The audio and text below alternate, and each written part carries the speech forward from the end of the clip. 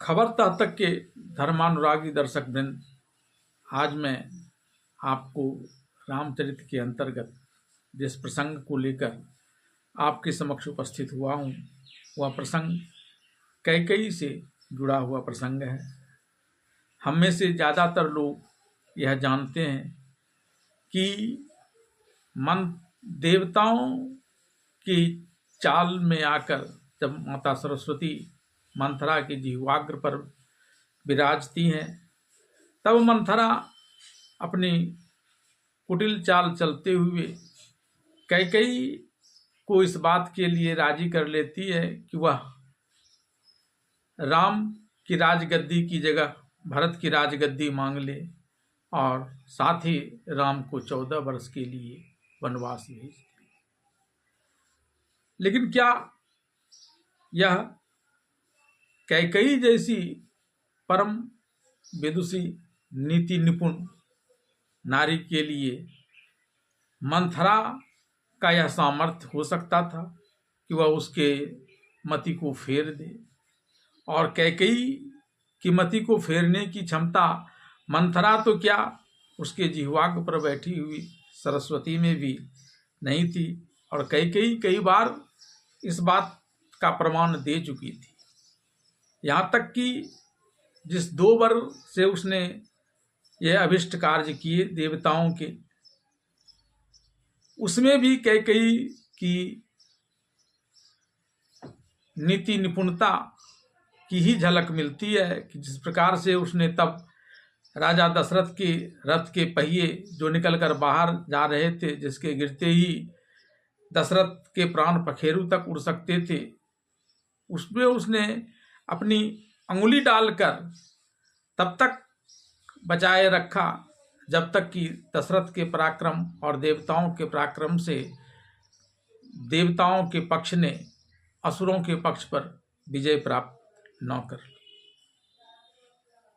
ये इतनी धीर वीर नीति निपुण थी कि क्या मंथरा तो भला इसका क्या कुछ मति बिगाड़ती।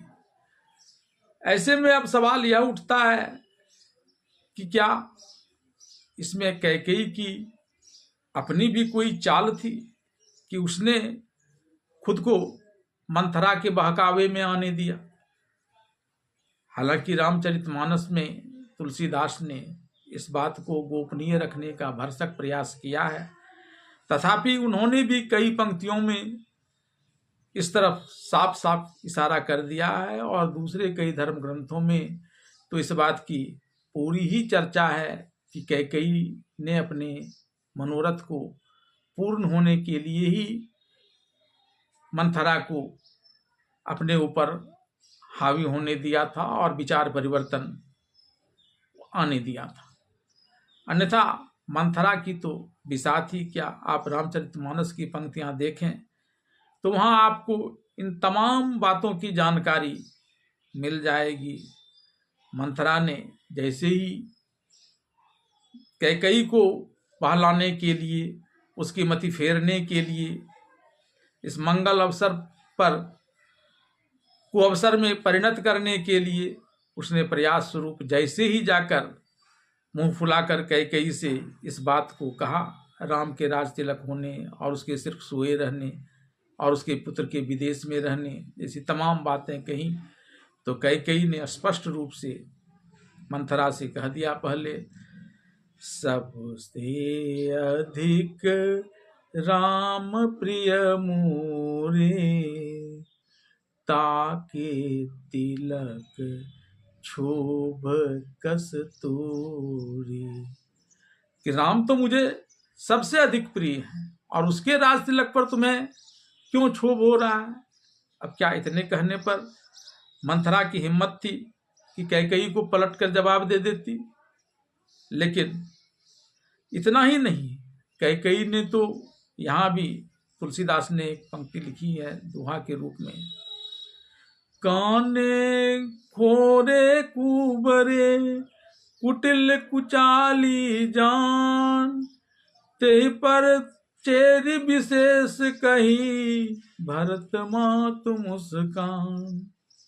कैकेयी ने तो जो नीति निपुणता थी उससे भी उसने जान लिया कि काने खोरे कुबरे ये तो कुटिल होते ही हैं।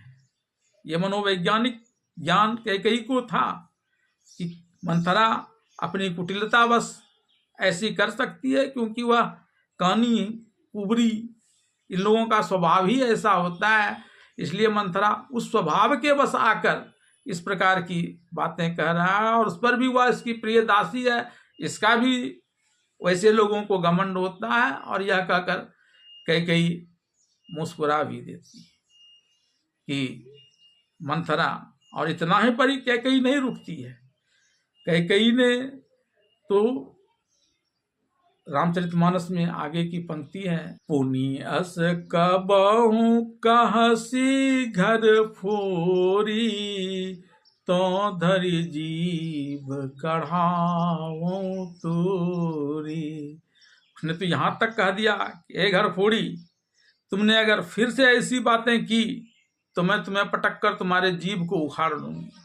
अब आप समझिए कितना कहने पर भी क्या मंथरा को एक भी शब्द आगे बोलने की हिम्मत होती, और अगर उसके बाद भी उसने कहा तो क्या यह कैकेयी की खुद की चाल नहीं थी? और कैकेयी क्या कुटिल चाल चल सकती थी? वह परम बुद्धिसी जिसके लिए पति ही अपना सब कुछ था, सब कुछ जानते हुए भी क्या वह उसे मौत के मुंह में ढकेल सकती थी? क्या वह भानुकुल में कुलकलंकनी कहलाने की सोच भी सकती थी? लेकिन अगर उसने ऐसा किया तो इसके पीछे कुछ न कुछ बातें जरूर हैं, और वो बातें सिर्फ कैकेयी के अपने उद्देश्य विशेष के लिए नहीं बल्कि भानुकुल के गौरव से भी जुड़ी हुई है। इस गाथा को मैं आगे आपको बताऊंगा। पहले जरा उस बात की चर्चा कर ली जाए जो रामचरितमानस में वर मांगते समय कैकेयी ने दशरथ से वर मांगे। सुनहु प्राणपति भावत जी का, देहु एक बर भरतहि टीका। पहला वर तो उसने यूं ही मांग लिया कि मेरे मन को अच्छा लगता है, जी को अच्छा लगता है कि आप भरत को राजा बना दीजिए, राजगद्दी दे दीजिए। यह तो किसी भी माँ के लिए सहज बात है। लोगों के मन में कई प्रकार की इच्छाएं होती हैं, इच्छा पूर्ति हो, इच्छाओं की पूर्ति न हो तो भी उस पर कोई विशेष ध्यान नहीं दिया जाता। और जिस प्रकार से कैकेयी ने यह वर मांगे कि सुनहु प्राणपति भावत जी का, देहु एक बर भरतहि टीका, सहज रूप से उसने मांग लिया, कोई विशेष बातें उसमें थी नहीं, नहीं भी देते तो भी कोई बात नहीं थी। बात दूसरे वर की महत्वपूर्ण थी और कैकेयी ने भी इसे महत्वपूर्ण बताते हुए कहा है, जिसे रामचरितमानस में लिखा है, दूसर वर मांगो कर जोरी, पुरवहु नाथ मनोरथ मूरी। दूसरे वर में ही उसके मनोरथ छिपे हुए हैं। पहले वर से कोई मनोरथ पूर्ण होने वाला नहीं, एक सामान्य सी बात थी जिसे उसने मांग लिया और उसे लेकर उसे भी कोई विशेष हानि, लाभ, खुशी या गम नहीं है। मुख्य है दूसरा वर जिसके बारे में वह बार बार कहती है, दूसर वर मांगौ कर जोरी, पुरवहु नाथ मनोरथ मूरी। मेरे मनोरथ को पूर्ण कीजिए दूसरा वर देकर के। और दूसरा वर भी क्या, तापस वेश विशेष उदासी, 14 बरस राम वनवासी। यूं नहीं कि राम चले जाए, वन चले जाए और लौट कर चले आए। राम लौट कर आएंगे यह बात कैकेयी भी भली भांति जानती थी, क्योंकि कैकेयी भविष्य ज्ञानी भी थी और राम पर ही उसे पूरा भरोसा था, और वह भी उसके दूसरे वर्षे पूरा होने वाला था। अन्यथा वह कलंक जो एक रघुकुल पर लगा हुआ था, दूसरे किसी लोगों के मन में उस कलंक को धोने की इच्छा नहीं थी। एकमात्र कैकेयी थी जिसके मन में उस कलंक को धोने की इच्छा थी, और वह उस कलंक के बारे में अच्छी तरह से जानती थी। जानते तो दशरथ भी थे, लेकिन दशरथ कुछ कारण विशेष से उस पर विशेष ध्यान नहीं देते थे, और न उसके लिए दशरथ को कभी यह लगा कि वह एक कुल कलंक का कार्य उनसे हुआ है। इसकी चर्चा मैं आगे करूँगा। लेकिन किस प्रकार के वह वनगमन की बात करती है कैकेयी। तापस वेश विशेख उदासी, 14 बरस राम वनवासी। तापस के वेश में, तपस्वी के वेश में, और वह भी कैसा तपस्वी, विशेष उदासी, वो उदासीन रहे हर चीज से। कैकेयी भी जानती है कि राम के लिए क्या अयोध्या क्या वन, हर जगह राम चर्चित हो जाएंगे और फिर उसके मनोरथ पूर्ण नहीं होंगे। उसके मनोरथ तभी पूर्ण होंगे जबकि तापस वेश विशेख उदासी, 14 बरस राम वनवासी। जब उदासीन तपस्वी के वेश में राम 14 वर्ष तक वन में रहेंगे, तब जाकर के उसके मनोरथ, जिसकी चर्चा मैं आगे करूंगा, वह पूर्ण होगा। और यहाँ एक चीज मैं आपको यह भी स्पष्ट कर देना चाहूंगा कि पहले वर को लेकर दशरथ के मन में भी किसी प्रकार का कोई संकोच नहीं है, क्योंकि दशरथ ने तो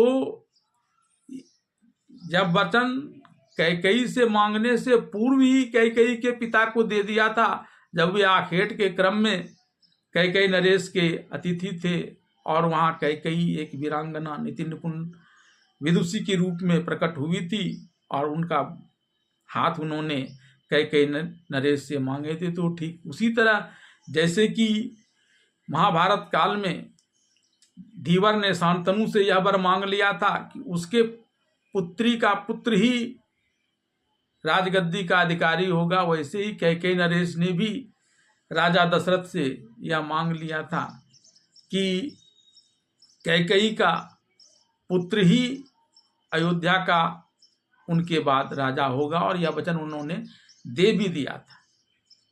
इसलिए इस वचन को मानने में उन्हें भी कोई दिक्कत नहीं थी, और बार बार जो वह रघुकुल रीत सदा चली आई, प्राण जाहि पर वचन न जाई जैसी बात बोलते हैं, तो कम से कम उनका भी एक वचन पूरा कर देगी। इसमें तो कैकेयी उसका सहयोग ही कर रही है, यह वचन मांग करके। जो कठिनाई है दूसरे वचन को लेकर कठिनाई है, और इसलिए दशरथ ने तुरंत ही कह दिया, ऋष पर हरि अब मंगल साजू, कुछ दिन गए भरत युवराजू। कि भरत तो अब कुछ दिन के बाद युवराज बन ही जाएंगे, इसलिए सारा अपना जो अमंगल वेश है त्यागो और खुशी मनाओ। एक ही बात मोहि दुख लागा, बर दूसर असमंजस मांगा। इसलिए पहले वर में कोई दिक्कत नहीं, दिक्कत तो मुझे एक बात से है, तो तुमने दूसरे वर में मांग लिया है क्या? तापस वेश विशेष उदासी, 14 बरस राम वनवासी। 14 वर्ष जो ये राम का उदासीन भाव से वनगमन की बात तुमने मांग ली है, मुझे सिर्फ और सिर्फ इसी बात का दुख है। और यह बात इसलिए दशरथ को घालती है क्योंकि दशरथ को फिर लगता है कि जिसके लिए रघुकुल जाना जाता है, रघुकुल रीति सदा चली आई, प्राण जाहि पर वचन न जाहि। यहां दशरथ को लगता है कि जो रघुकुल अपनी जान देकर भी वचन की रक्षा करता है, यहां जान भी चली जाएगी तो भी यह वचन पूरा नहीं होने वाला है। पूरा क्यों नहीं होने वाला है? पूरा इसलिए नहीं होने वाला है कि कदाचित राम के अयोध्या में रहते भरत तो राजगद्दी पर बैठ भी जाते, लेकिन राम के वनगमन के उपरांत भरत राजगद्दी पर बैठेंगे, कल्पना भी नहीं की जा सकती है। दशरथ भरत के स्वभाव से परिचित हैं और तब उन्हें अपने वचन के टूटने की आशंका फिर से लगती है, और तभी वे बार बार यह चाहते हैं कि फिलहाल कैकेयी दूसरे वचन को वापस ले ले, एक वचन की पूर्ति अभी कर ले जिसमें किसी को कोई आपत्ति नहीं है, न राम को आपत्ति, न भरत को आपत्ति होगी, न दशरथ को आपत्ति है। और कैकेयी ने तो यह वर मांगा ही है, और इससे पूर्व दशरथ ने भी कैकेयी के पिता को यह वर दे ही दिया है। यहाँ कोई आपत्ति नहीं है, और इसके बाद अगर दूसरे वर को वह कुछ समय के बाद मांगेगी तो फिर वह भी पूरा हो जाएगा, लेकिन एक ही साथ दोनों चीज पूरा होने वाला नहीं, और यही उसके लिए एक परेशानी का सबब है, जिसके लिए दशरथ बार बार गुहार लगाते हैं कैकेयी से। और कैकेयी है कि उसके मन में जो वो पूर्वहु नाथ मनोरथ मोरी, जो मनोरथ है जो दूसरे वर्ष से पूरा होने वाला है, जिसके लेकर रामचरितमानस में लिखा है, दूसर वर मां गाँव कर जोरी, पूर्वहु नाथ मनोरथ मोरी। तो वह दूसरा वर से ही पूरा होने वाला है, यानी तापस वेश विशेष उदासी, 14 बरस राम वनवासी। राम उदासीन भाव से जंगल जाएं तभी उनका मनोरथ पूर्ण होगा, और दशरथ राम ऐसा तभी कर सकते हैं जबकि पहला वर हो, वो राजगद्दी पर नहीं बैठे। ऐसी बात नहीं है कि दशरथ ने राम का विछोह नहीं सहा है। बाल्यावस्था में ही रामचंद्र और लक्ष्मण जी विश्वामित्र के साथ चले जाते हैं, वहां भी दशरथ ने कहा था कि मैं ही जाता हूं, ये तो अभी बालक हैं, लेकिन विश्वामित्र नहीं माने, राम और लक्ष्मण को उन्होंने विदा किया था। लेकिन आज इन्हें लगता है कि उस वक्त तो जो अभिष्ट कार्य थे वे सिद्ध हुए, लेकिन यहां तो अभिष्ट कार्य भी सिद्ध होने वाला नहीं है, और एक वचन तो पूरा नहीं होगा। अगर दूसरा वचन वो मान लेते हैं तो फिर तो वह है, रघुकुल रीति सदा चली आई, प्राण जाहि पर वचन न जाहि। यहां तो प्राण दे करके भी वचन का जाना तय है। राम के बन जाने के बाद दशरथ तो भरत तो कदापि यह नहीं मानेंगे कि वो राजगद्दी पर बैठ जाएं, और बाद में ऐसा हुआ भी। आप में से हर कोई इस बात को जानते हैं। तो कुछ उद्देश्य विशेष थे कैकेयी के, और वह उद्देश्य विशेष कोई कुटिलता से भरा हुआ नहीं था। कैकेयी ऐसी थी ही नहीं। तभी तो वह मंथरा के आने पर कहती है, प्राण ते अधिक राम प्रिय मोरे, ताकर तिलक क्षोभ कस तोहे। कि राम तो मुझे प्राण से प्रिय है, और कैकेयी कोई सामान्य नारी नहीं है जो इस तरह की बात कर रही है। कैकेयी हर बात का परीक्षण कर लेती है, और रामचरितमानस में इस बात का भी उल्लेख किया गया है। रामचरितमानस में मंथरा को सुनाते हुए कैकेयी कहती है, कौसल्या सम सब महतारी, राम ही सहज स्नेह प्यारी। कि राम का तो यह सहज स्वभाव है कि सब माताओं को कौशल्या के ही समान मानते हैं। मुँह पर करहि स्नेह विषेखी, मैं करी प्रीत परीक्षा देखी।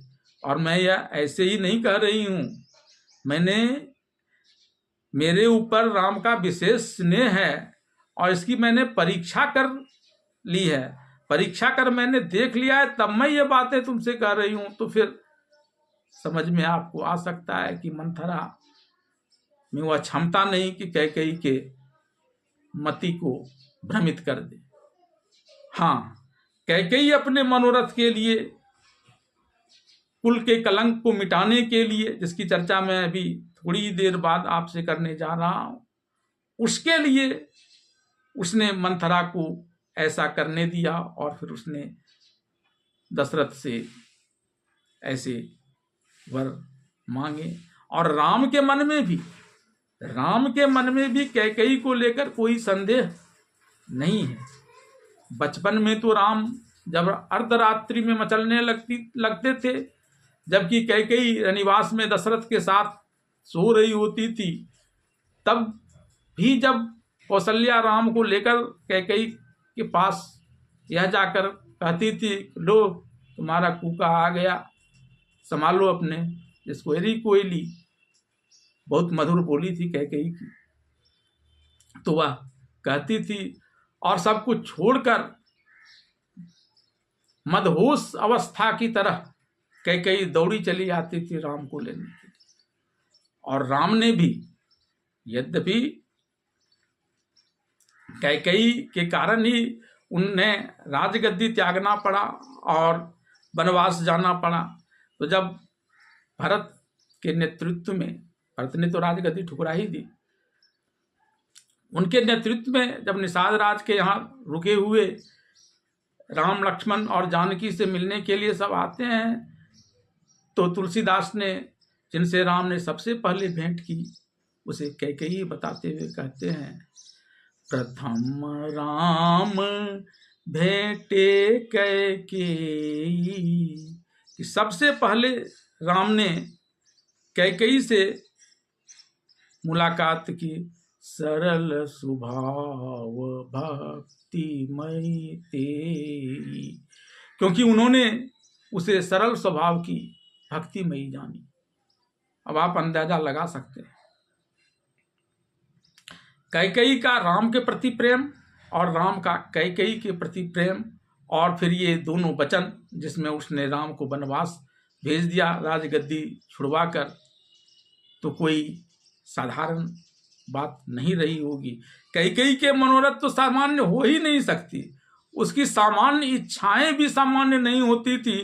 तभी तो उसने यह वर देवासुर संग्राम के दौरान ही मांगा था, और इतने दिनों तक उसकी चर्चा तक नहीं की, किसी ने जाना नहीं। और आज वह अवसर जानकर, क्योंकि अगर राम राजगद्दी पर बैठ जाते, कैकेयी पहले भी यह काम कराना चाहती थी, लेकिन तब विश्वामित्र जी ने अड़ंगा डाल दिया था, वे राम और लक्ष्मण को लेकर चले गए, और अब दूसरी बार फिर अड़ंगा इस चीज में आने था, और वह कुल कलंक का भार कैकेयी को अब बर्दाश्त नहीं हो रहा था, क्योंकि दशरथ भी बूढ़े हो चले थे।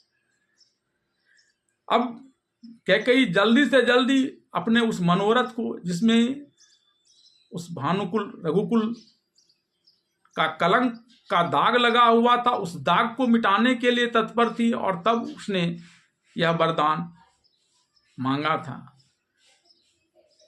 और अब मैं आपको उस वरदान और उस मनोरथ के बारे में बताता हूं, जो मनोरथ कैकेयी की थी। कैकेयी अक्सर दशरथ के साथ विभिन्न अवसरों पर रहा करती थी, चाहे वो देवासुर संग्राम जैसे युद्ध का अवसर हो, आखेट के लिए वन विहार का अवसर हो, या राज दरबार में किसी महत्वपूर्ण विषय पर निर्णय लेने का अवसर हो। सभी रानियों में सबसे ज्यादा विश्वास दशरथ को कैकेयी पर ही था, और कैकेयी ने कभी इसका बेजा इस्तेमाल भी नहीं किया था।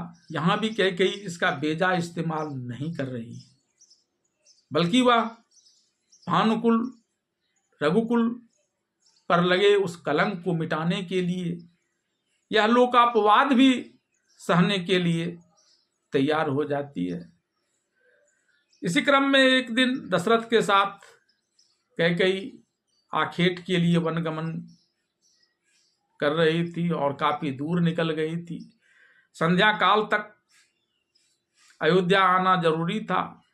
तब दशरथ कैकेयी और अपने अंगरक्षकों के साथ वापस जब वहां से लौट रहे थे, तो बाली के प्रदेश से होकर बिना बाली से भेंट किए ये जल्दी से जल्दी अयोध्या आने के लिए तत्पर हो गए।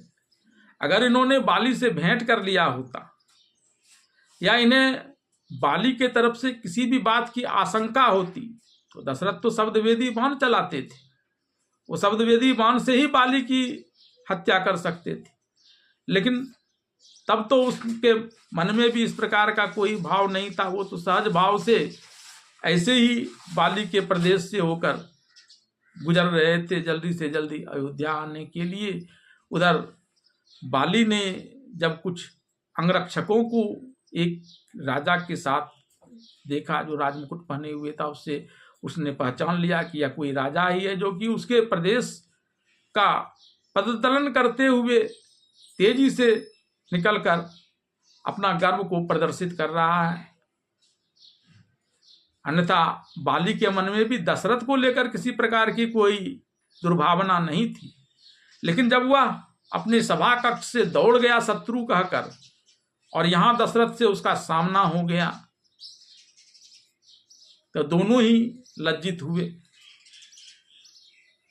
बाली ने कहा कि मैं तो शत्रु कहकर वहां से निकला हूं अपनी सभा से, और यहां आपसे मुलाकात हो गई।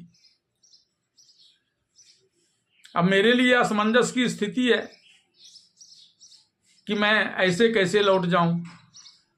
सभासद क्या सोचेंगे, फिर क्या प्रभाव पड़ेगा राजपद पर। कई बातें होती हैं राजाओं की। बाली ने भी ये बातें कह दी। दशरथ ने भी बताया कि मेरी भी मजबूरी है अयोध्या जाने की, मैं तुम्हारे साथ अभी नहीं जा सकता। उसने भी मजबूरी बता दी। बाली ने समाधान ढूंढते हुए कहा कि या तो आप मेरे साथ चले चले सभासद तक, और कैकेयी को अयोध्या जाने दें। दशरथ के लिए यह स्थिति भी स्वीकार्य नहीं थी। उन्होंने कहा कि ऐसा नहीं हो सकता। तब बाली ने दूसरा सुझाव दिया कि कैकेयी को ही मेरे साथ जाने दें, आप अयोध्या चले जाएं। इस बात को सुनकर दशरथ भड़क जाते हैं, लेकिन वो जानते हैं कि उनका जो सामर्थ्य है, उनकी जो शक्ति है, क्योंकि अब वे बाली के सम्मुख आ गए हैं, तो यह शक्ति तो बाली के पास चली ही गई है। रण में भी अब वे बाली को नहीं हरा सकते, बाली उन्हें मार देगा। यह भय दशरथ को भी अब हो गया। वो बातें को जानते ही कि जो किसी को बाली देख लेता, उसका आधा बल उसके शरीर में चला जाता था। अन्यथा अगर दुर्भावना रहती दशरथ के मन में बाली के प्रति, तो वो तो शब्दवेदी बाण चलाकर बिना उसके सामने आए ही उसे मार सकते थे। लेकिन उसने किया नहीं। बाली इधर मान नहीं रहा है। तब बाली ने फिर एक अंतिम सुझाव दिया कि आप अपने राजमुकुट को मेरे लिए गवाही के तौर पर मुझे दे दीजिए, मैं इसे सभासदों को दिखाऊंगा। और तब दशरथ ने भी इस पर विशेष ध्यान नहीं देते हुए, सिर्फ यह सोचते हुए कि अरे उसके रथ तो 10 दिशाओं में जाते हैं, संध्या का वेला हो ही गया है, सीधे हुए अपने राज दरबार में ही रथ को अपने महल में ठीक अपने कक्ष के सामने उतर जाएंगे, किसी को कोई पता भी नहीं चलेगा, दूसरे दिन दूसरा राजमुकुट पहन लेंगे। और ऐसा ही उन्होंने किया। लेकिन कैकेयी के लिए यह बड़ी आत्मग्लानि की बात थी कि उसके पति का राजमुकुट, यानी रघुकुल का राजमुकुट बाली हथिया ले, यह बात उससे नहीं संभल पा रही थी। वह इसको स्वीकार करने के लिए कतई तैयार नहीं थी। वह अवसर की तलाश कर रही थी और अवसर उसके हाथ से बार बार निकलता चला जा रहा था। पहले विश्वामित्र ने राम और लक्ष्मण को ले लिया और अब राजगद्दी, अयोध्या की ही राजगद्दी, राम को इस पर बैठाकर अपने माथे पर लगे उस कलंक को धोना नहीं चाह रही थी। और तब कैकेयी ने यह वर मांग लिया कि तापस वेश विशेष उदासी, 14 वर्ष राम वनवासी। और जैसा कि आप जानते हैं, क्योंकि राम भी अगर अयोध्या के राजा के रूप में बाली से वह मुकुट मांगने जाते तो फिर राम भी उनसे नहीं जीत पाते, क्योंकि सम्मुख हो जाते तो राम का भी आधा बल बाली में चला जाता। प्रभावशाली ऋषि के रूप में अगर वे वहां रहते वन में, तो एक तो राम के लिए वह मांगना कठिन हो जाता, क्योंकर वो मांगते और क्योंकर वो बाली का बदला लेते। उसके लिए तो वहां उनका रहना जरूरी था। कैकेयी बड़ी भविष्य ज्ञानी भी थी, वो पहले ही जान रही थी कि इस तरह की घटनाएं होंगी। और उस क्रम में सुग्रीव का साथ देते हुए, क्योंकि कुछ न कुछ तो कारण होना चाहिए, प्रभु अकारण तो कोई कार्य करेंगे नहीं, तो यह कारण तभी होगा जब वहां कुछ दिन तक उदासीन भाव से रहेंगे। अन्यथा अगर वे पहुंचे हुए तपस्वी के रूप में वहां जाने जाएंगे, या दशरथ नंदन अयोध्या के कुमार के रूप में जाने जाएंगे, तो फिर बाली से वह मुकुट लेना संभव नहीं हो पाएगा। यह परिस्थितियां तभी बनेंगी जब 14 वर्ष राम वनवासी रहेंगे उदासीन भाव से। तापस वेश विशेष उदासी, 14 वर्ष राम वनवासी। और तभी जाकर यह कुल कलंक जो भानुकुल रघुकुल के राज तिलक पर लगा हुआ है, राजमुकुट के रूप में, बाली के रूप में राजमुकुट उसके पास चले जाने से वह नहीं धुलेगा, या बाली की हत्या भी जब तक नहीं हो जाती है तब तक यह कलंक नहीं मिट सकता। और इस उद्देश्य से उसने ऐसे वचन मांगे थे, पूर्वहु नाथ मनोरथ मोरे। और यह दूसरे वचन से ही संभव था और ऐसा बाद में हुआ ही। और यह मनोरथ कैकेयी के अपने मनोरथ मात्र नहीं थे, बल्कि कैकेयी के मनोरथ वो मनोरथ थे जो भानुकुल रघुकुल के गौरव में अभिवृद्धि करने वाला था, उसके माथे पर लगे कुल कलंक को हटाने वाला था। और इसलिए उसने ऐसे वचन मांगे थे। अन्यथा मंथरा की तो बात ही छोड़िए, सरस्वती और समस्त देवताओं की भी वह क्षमता नहीं थी कि वह कैकेयी के मति को फेर दे। मंगल भवन मंगल हारी, उमा सहित जेहि जपहि पुरारी। प्रभु श्री राम को चरणों में सादर